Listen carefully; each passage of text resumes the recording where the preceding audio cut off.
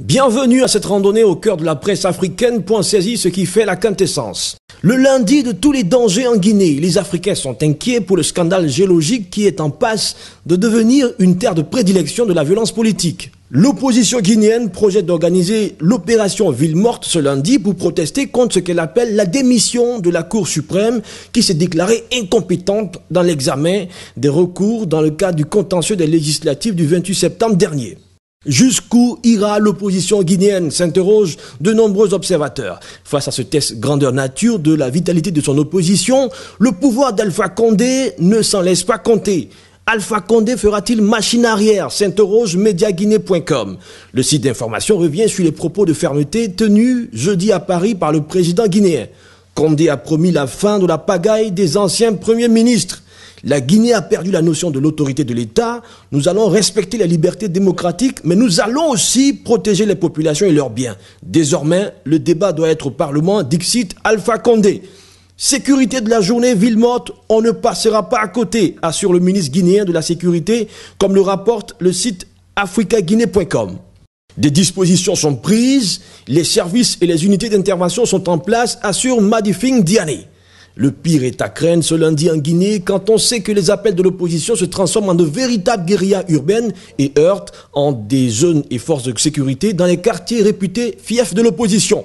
On croise les doigts pour la Guinée et on en appelle à la responsabilité de tous les acteurs. L'as de coopération Cotonou-Dakar se renforce. Vendredi et samedi, Macky Sall était en visite d'État au Bénin, comme le rapporte le quotidien béninois de service public La Nation. Macky Sall a été élevé à la dignité de Grand Croix de l'Ordre national du Bénin, marque de reconnaissance du parcours politique du fils de la Teranga et de son engagement pour la cause panafricaine. Pour Macky Sall, Béninois et Sénégalais se connaissent et s'apprécient mutuellement. Ces liens historiques, ce vécu quotidien partagé engage les deux pays à poursuivre résolument les chantiers communautaires. Macky Sall, docteur honoris causa de l'université d'Abomey-Calavi, titre Le Soleil. Le quotidien sénégalais rappelle que l'actuel président sénégalais est d'abord un ingénieur formé à l'école publique sénégalaise et qu'il a gravi les échelons dans le domaine de la pétrochimie avant d'entamer une carrière qu'il a menée au sommet de l'État. On votait dimanche au Mali pour le compte des législatives. Faible mobilisation des électeurs peu enthousiastes, peut-on lire ce lundi sur le site Malijet. Un taux de participation qui avoisinerait moins de 30%. Le déroulement d'une campagne insipide pouvait présager un scrutin marqué par le désintérêt des populations, chose qui n'est pas vraiment nouvelle dans la sociologie électorale de la démocratie malienne. Incident isolé signalé à Gao, Kidal et Tombouctou dans le nord, urnes volées, affrontements entre rebelles Touareg du MNLA et partisans du RPM du parti présidentiel, empêchement de vote, bref, le lot normal des élections en Afrique.